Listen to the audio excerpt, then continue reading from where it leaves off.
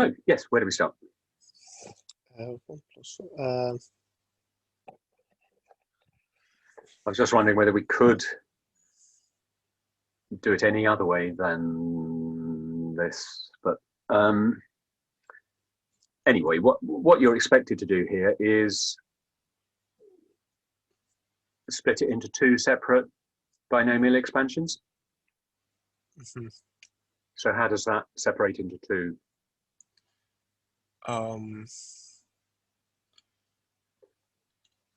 What, the bit on the left, you mean? Yes. The Yes. get 1 plus 4x to the half. Yeah. And then that's times Yes. 1 minus x to the minus 1. Well done. Yes. I beg your pardon. Sorry, I was. No, sorry. I was surprised when you said -1, but I bought it. But you mean? It's the minus a half. Yeah.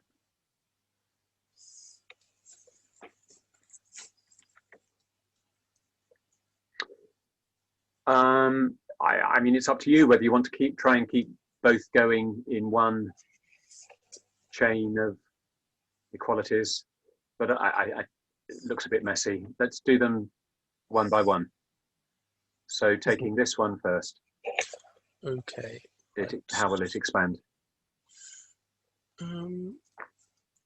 Well, actually, because of the power to a half, that's not so nice.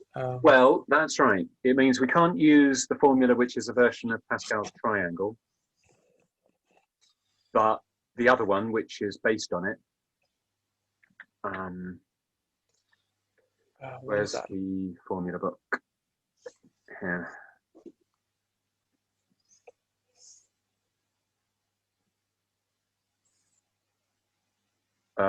So not that one, but this one. So the one which potentially goes on forever, instead of coming back down to earth again at the other side of the triangle. Mm-hmm. Yeah. Oh yes. Yeah. Now how many terms do they want? Probably 3. Yes. In other words, it's going to be 1 plus whatever nx means in this context, plus whatever that's going to mean. Yeah. Okay. Okay. So it'll be n, which is the power, times x, which is the x function. In other words, this formula talks about x when it really means any function of x you like, in this case 4x. Yeah.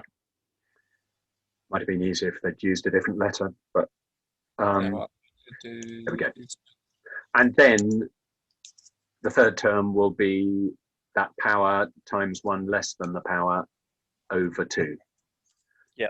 Times the square of the x function again.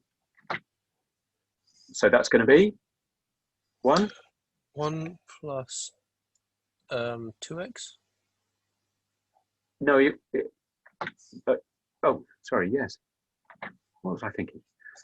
2x, yeah, quite. A half times 4x, you're quite right. Yeah. Yeah. And then plus. What was the third? It was half times 1 less than a half over 2 times the square of the x function.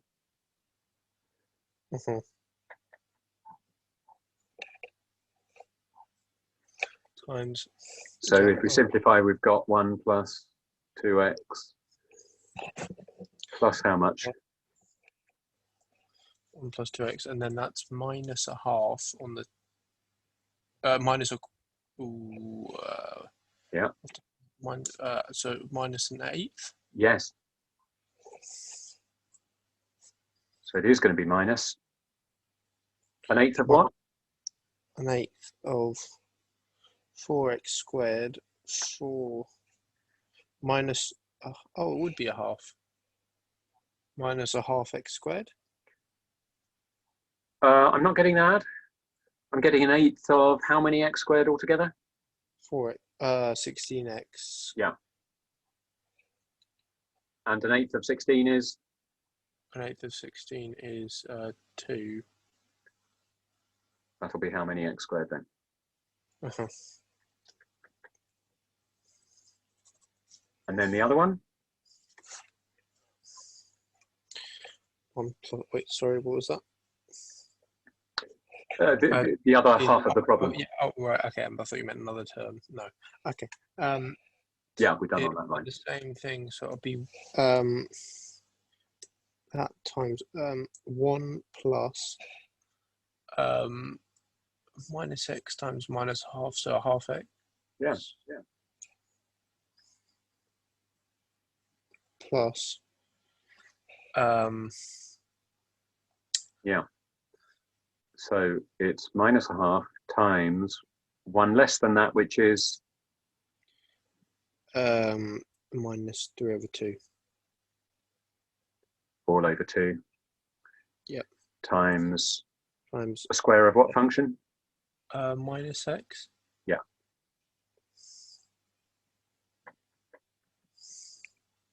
Which equals 1 plus a half x plus 1 plus half x plus okay, 3 over 2.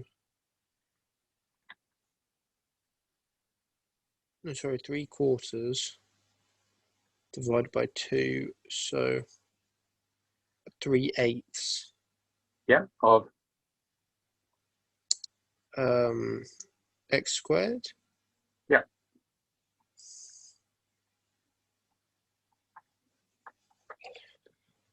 And then we just have to multiply out the two things. So it's going to be approximately equal to, if we're going to drop the continuations there. Mm-hmm. So we've got that there is approximately equal to the first one. Approximately equal to the first one times the second one, yeah. Yeah. And then we have to multiply the two out.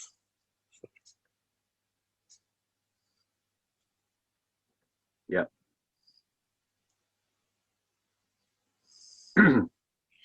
Okay, so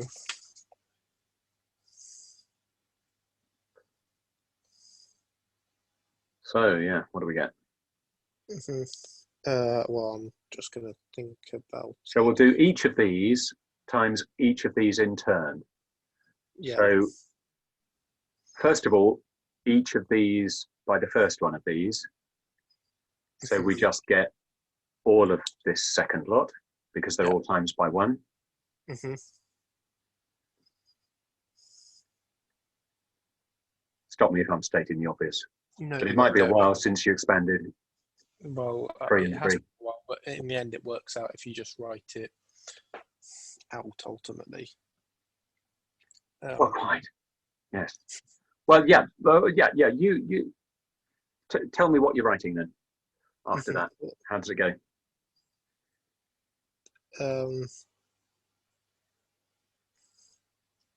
Oh wait, oops. So then you would get a half x plus a half x plus x squared minus x cubed. You may not understand. Hang on a minute. What's the very next term? The very next. Oh, sorry. It would be 2x. Yes. So plus 2x, then what? Plus 2x plus x squared. Yes, good. And then plus 3 over 8x squared times 2x. So 3 over 8 times 2, 6. 3/4 of x cubed. Yeah. I think you might have said that before. Sorry, I wasn't picking up on No, really. no, I wasn't following you. I didn't. I didn't say Anyway, that because I haven't worked it out yet. And then -2 times the same thing. yeah, minus what did you say? No, I'm just working out the final one, and then I can just go through them. Well, quite, Minus, yes. Tell me how they go. -3 quarters. What's after plus 3/4 x cubed? 2x squared. Minus 2x squared, sorry. Yeah, good. Minus x cubed. Yeah, well done. And then -3/4 of x to the power 4. Yeah, well done. We're going to get a quadratic here, aren't we? It's not that bad, no. Because you're saying because we've got a quartic with power 4 there. Yeah. It's easier than that. We just say, oh, we don't want any terms which are at a higher power than 2. Mm-hmm. So it's not that these actually cancel out, but we're ignoring them. Okay. Okay. Yeah. Okay. Well, just like we're ignoring all the rest of these and the rest of these. Yeah. Why is that? Why are we entitled to ignore all of the rest? Because they make first few. such a small difference. Yeah, they're getting tiny. They're getting so tiny that. Yeah. And also they can go on forever, so you have to stop somewhere. Otherwise True. But yeah, quite. So now this simplifies to the constant term. The first term will be. The constant term will be 1. Yeah. There will be no difference in that. The linear term. The linear term 5/2x. Good. Now this is starting to look more familiar, isn't it? With the then okay, x squared, so 3x. So 11/8. Oh, sorry. Yes, I missed something. Those 11, are gone, aren't they? So, pardon me. No, hang on. It's minus, isn't it? Is it? Yes, it is. Minus how much x squared? -5/8x squared. Yeah, I think so. Because we're just minusing one whole one from there. Yeah, good. And that should be what they've got. Well, I think it's meant to say that you're not. I should not use. Oh no, sorry, that's. Yeah, that's fine. Yes, no, okay, got, yeah, that is what they got. Yeah. Okay. And then okay, part but yeah. B.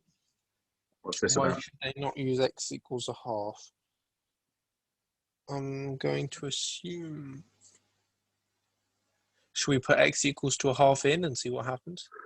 Right, but you do need to know what they're getting at when they ask that kind of question. I'm honestly not sure what they're getting at. Well, it's this bit here. Ooh, this warning is that this formula is assuming that your x function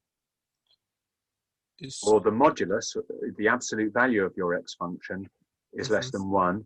If we say that the modulus of something is less than 1, we could also say that the thing itself is in what range? -1 to 1. Exactly, good. We're really saying that. Yeah. But again, x doesn't mean x, it means the x function. The x function, so fx almost, but. Right, and our x functions were 4x and minus x.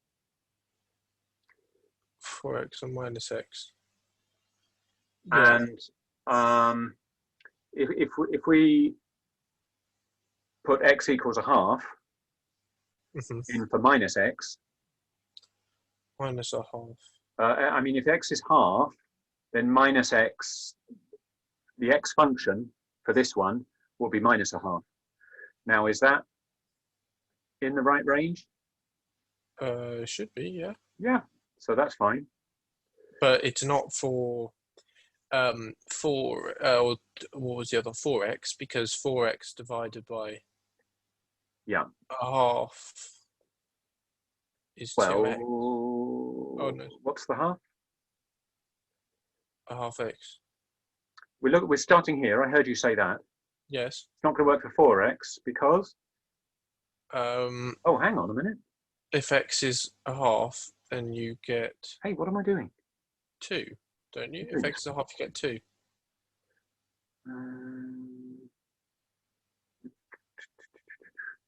Yes, I was doing that a bit wrong, wasn't I?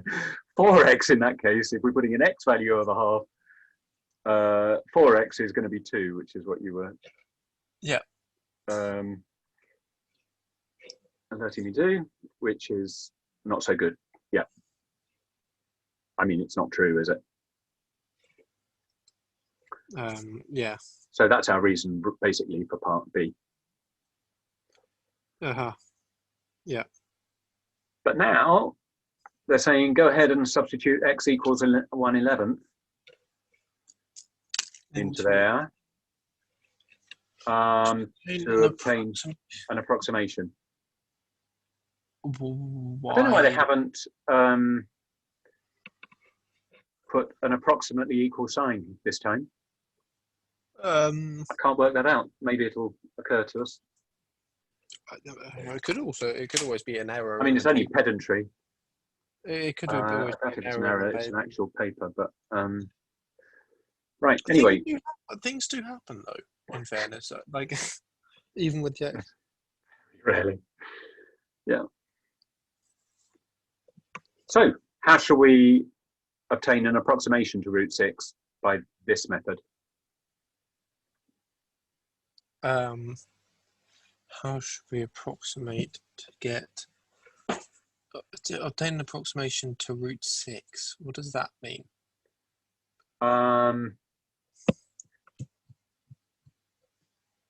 Well, I think we'll find out if we put x equals an 11th into there.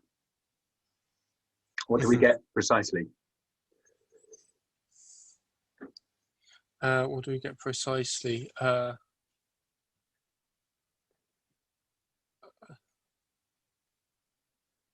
Oh, is that close to root 6? Is that why that's yeah? Well, yeah, it'll be close or closely related, not necessarily directly close. We'll find out. It might be a multiple or something, a scaling. Equals, well, whatever that equals should be close. Glad I found out where the eraser is. Right. So what do we get here? We've got 1 plus 4/11 is how many 11ths?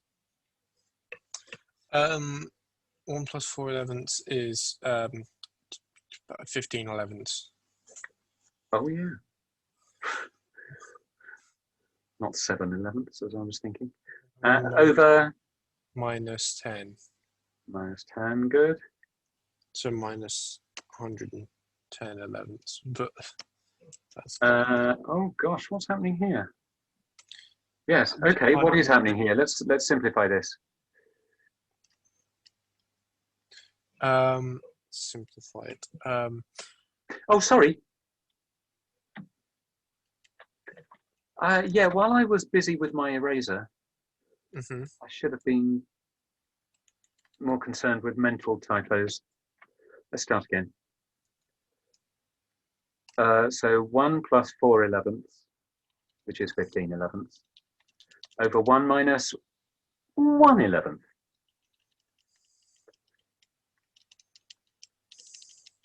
Equals now what? Oh, yes, right. Yeah, okay, that makes more sense. Equals now 15/11 over 10/11. Yeah. Now, do you see how the 11s cancel there? How do the 11s? If not, yeah, no, I do. Yeah, that makes sense. So it's essentially 15 over 10. So this simplifies to 15 over 10, or even 15 over 10, which is 3 over 2. Good. Which And is root 3 over root 2. root 2. Which is root 3 times root 2 over what? 2. 2. Good. And then that root 3 times root 2 is root 6, isn't it? Yes. So what we've got? So what we've got is root 6 over 2. Yeah. So what we'll be finding directly is an approximation to half of root 6.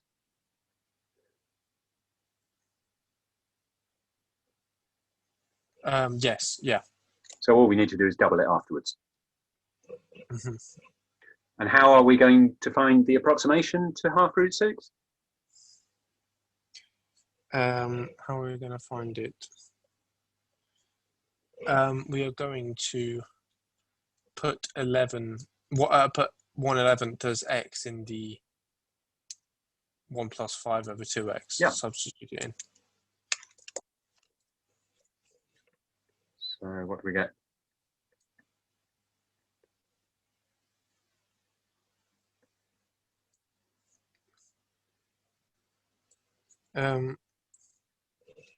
What do we get? Good point. 1 plus.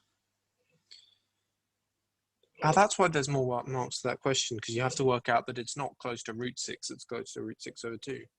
Yeah. That wouldn't have occurred to me, which would have been a bad. Yeah, luckily it happens quite often, so you'll be prepared for it. Right. So what have we got here? 121, I suppose, over 121. Oh, God. And we need to double that, don't we? Damn. So we need 242 over 242 plus 55, I think, over 242. Which bit are you doing, sorry? Yes, doing this second one. So this, I think the common denominator is 240. Oh, God. Why 242, sorry, are we trying to make? I've got to multiply by 4, haven't I? I'm just trying to do simple fraction arithmetic with a common denominator. But we are going to need a common denominator of 8 times 121, aren't we? Which is what? 900 and? 968. Very good. So first of all, we've got 968. And then, so 11 times 4. Yep. So 44 times 5, 220 minus 5. Whatever that is. So 1188 minus 5 is 1183, is that right? Yep. Over 968. Might as well double it now by halving that even number on the bottom. Whoops.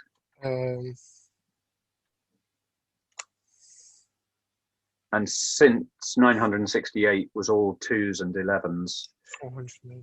Yeah. unless 11s go into 83, which they don't, we know this is simplest form. Yeah. Yeah. So 48, 4. Oh, and sorry.